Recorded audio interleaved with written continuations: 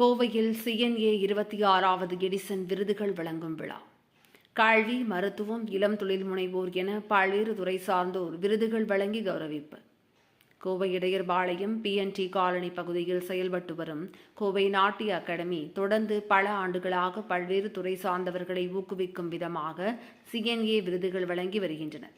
இந்நிலையில் கோவை நாட்டிய அகாடமியின் புதிய அங்கமாக CNA IAS அகாடமி துவங்கப்பட்டு சிவில் சர்வீஸ் உள்ளிட்ட தேர்வுகளுக்கு மாணவர்களை தயார்படுத்தி வருகின்றனர். இந்த நிலையில் CNA 26வது எடிசன் விருதுகள் வழங்கும் விழா கோவை ஒசூர் சாலையில் உள்ள ஆருத்ரா அரங்கில் நடைபெற்றது. கோவை நாட்டிய அகாடமியின் நிறுவனர் doctor Aliya Nisha, CNA IAS அகாடமியின் நிர்வாக இயக்குனர் டாக்டர் சிவகுமரன் ஆகியோர் தலைமையில் நடைபெற்ற இதில் சிறப்பு விருந்தினராக ரூட்ஸ் நிறுவனங்களின் இயக்குனர் டாக்டர் கவிதாசன் கலந்து கொண்டார்.